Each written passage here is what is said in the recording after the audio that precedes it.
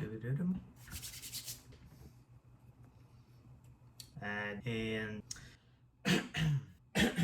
to get the glass.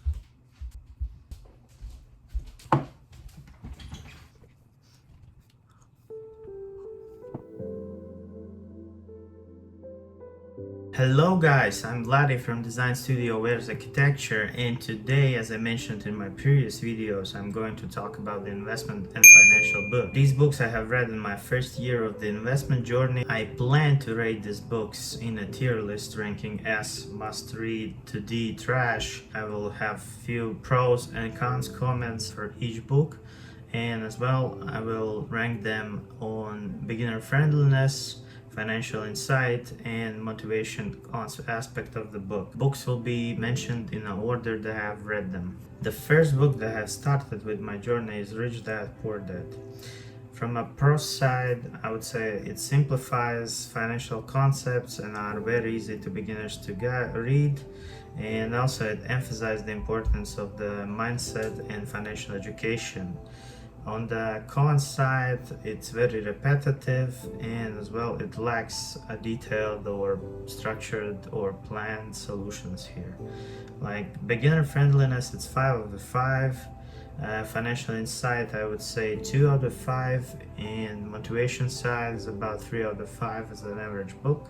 And on my subjective thought, it's about C. I wouldn't really recommend it to read it. If you want, you can, but overall I would recommend just read short description of this book.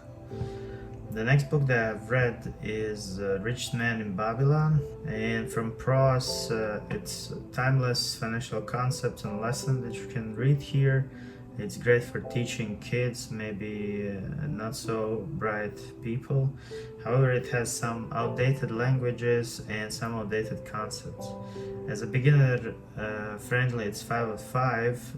For financial insight, 2 out of 5. Motivational side of this book, I would say it's 3 out of 5, same as previous book, but I would place this one in B because it's short. The next book that I've read in my journey was Thinking Fast and Slow by Daniel Kahneman.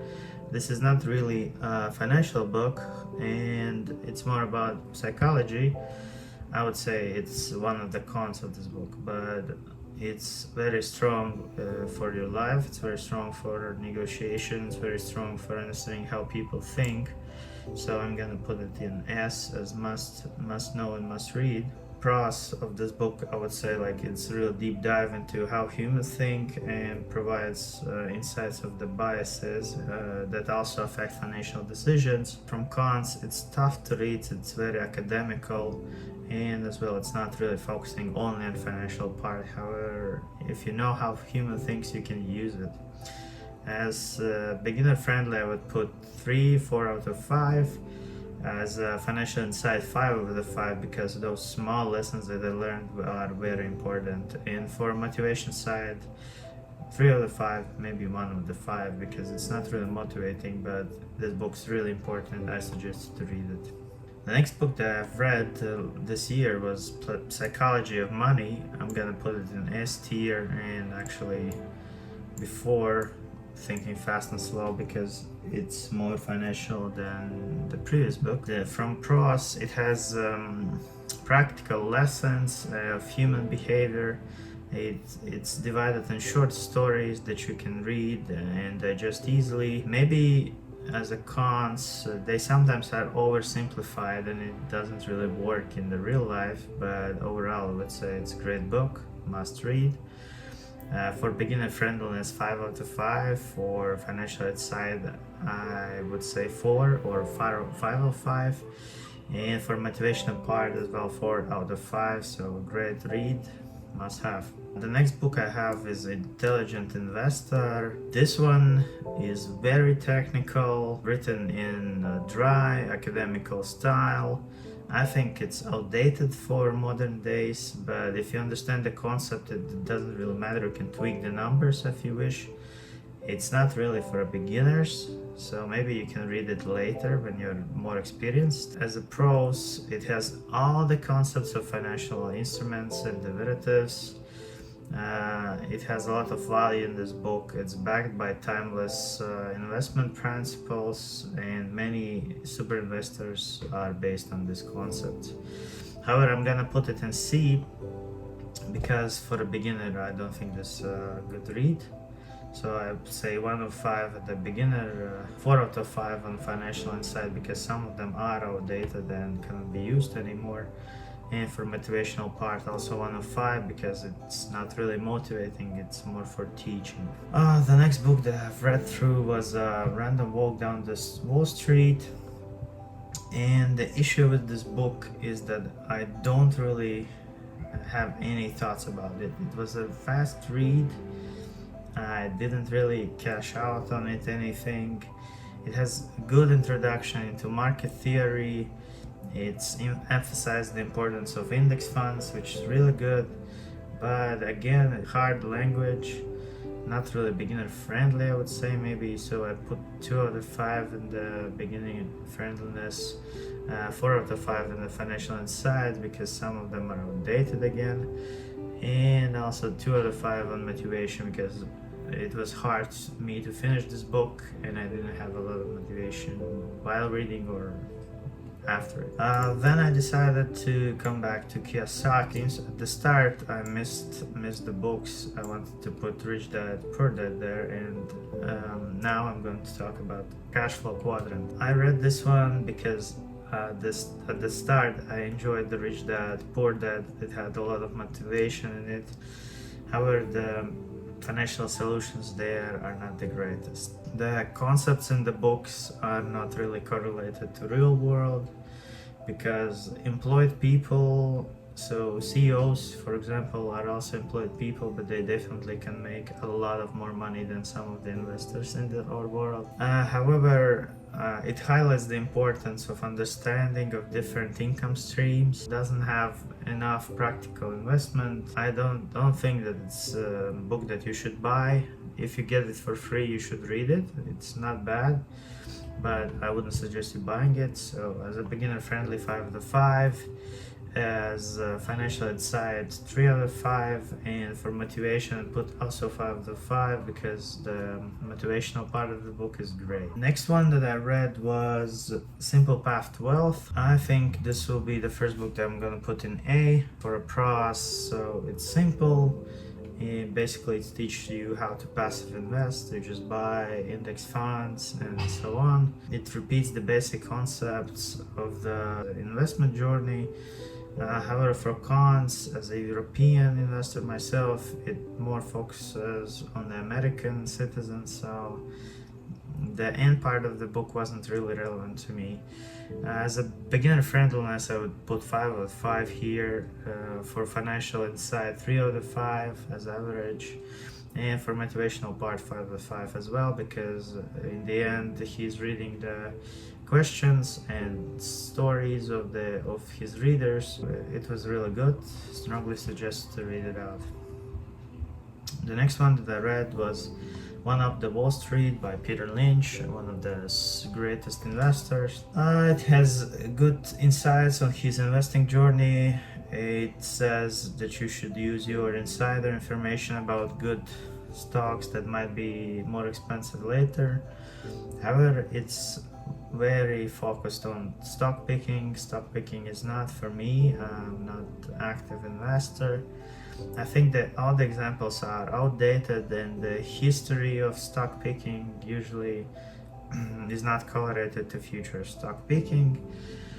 I don't think it's beginner friendly. 2 out of 5 there. For the financial insight, I put 3 out of 5 as average, and for motivational part also 3 out of 5. The book doesn't really motivate you to invest, it's more there for teaching. Unfortunately, I think this is gonna be a first book that I'm gonna put in D tier and not really suggesting to even read the description. The next book that I've read also was on the psychology. The book is written in Russian, but I believe you can get it in English as well. I Manipulate You is the name of the book, by Nikita Neprachin. This book focuses on the manipulations in the speech or in discussions I think it's very powerful, and actually everybody should read it out and train how to fight the manipulation discussions. It's very good for your business, very good for your financial life, it's very good for your usual life. It should be mastered by everybody. I think it's good for beginners as well. It's written in easy language, especially if you know Russian, but if you don't, I have not read the English version, so maybe it's not.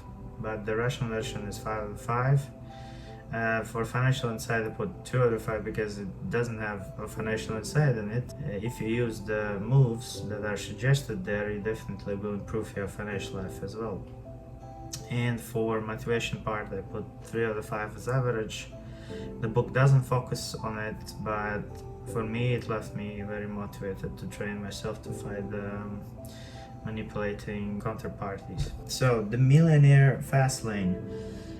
This was actually the first one that I have read for the motivation. This was the time I was about to leave my employment and start my own business. And this one was one of the books that I really was using for my motivational journey. So fast-paced approach to building wealth quickly.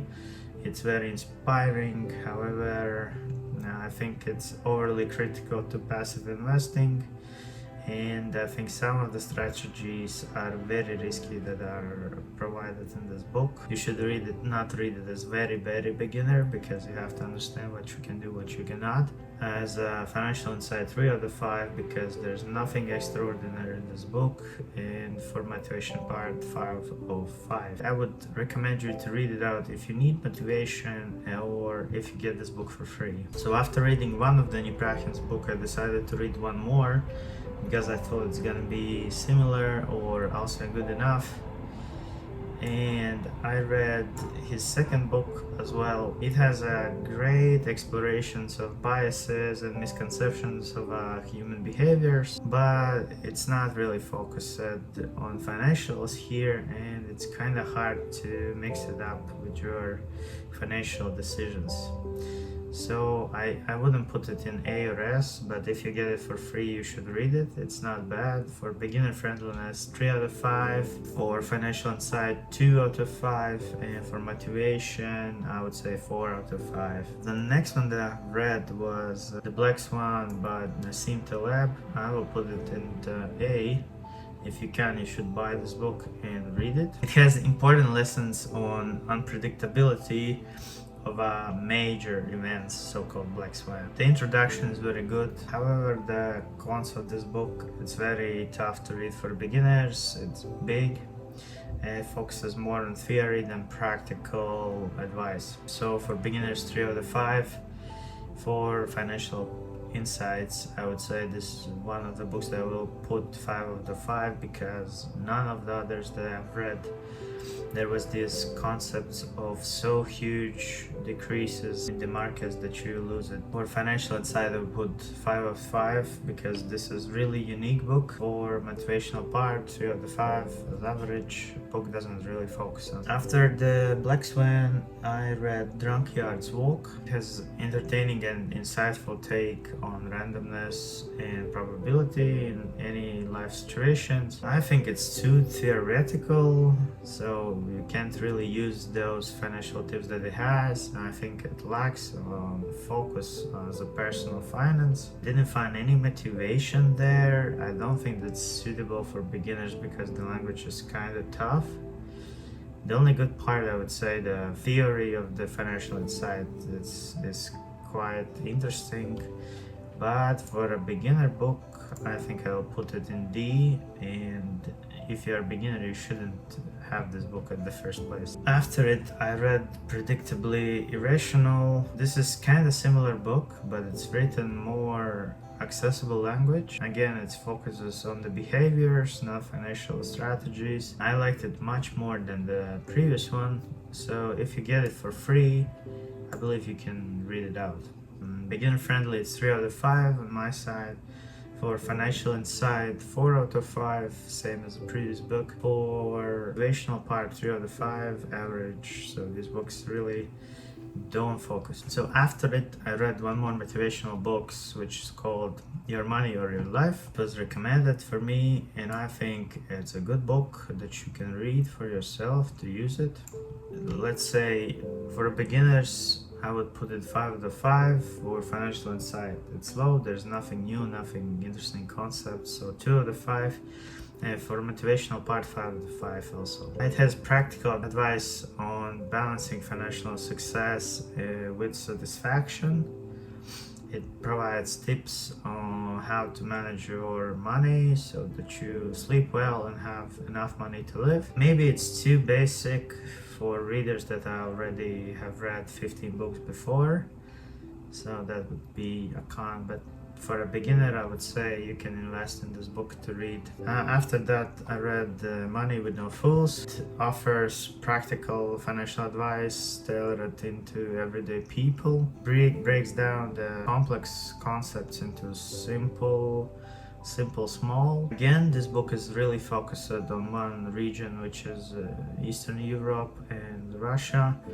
So maybe it's not relatable to you. And I don't think that this really beginner book. It has a lot of strong, very hard concepts that you need to understand and digest by touching them yourself. So 1 out of 5 to beginners. For financial insight, there are 5 out of 5, another book that I have put here. And for motivational part, 3 out of 5. The book isn't focusing on it, so, and I think I'll put it above Simple Path to Wealth. I enjoyed this book a lot. And then there's the last one that I've read for the moment. I finished it last week. Usually I listen to my books while I go to the gym. 4-hour work week. I think it's inspiring to readers. I think it has a lot of practical tips. You can read it and you can repeat it probably. However, I believe some of the concepts might be unrealistic, and I don't think that it will be applicable to anyone.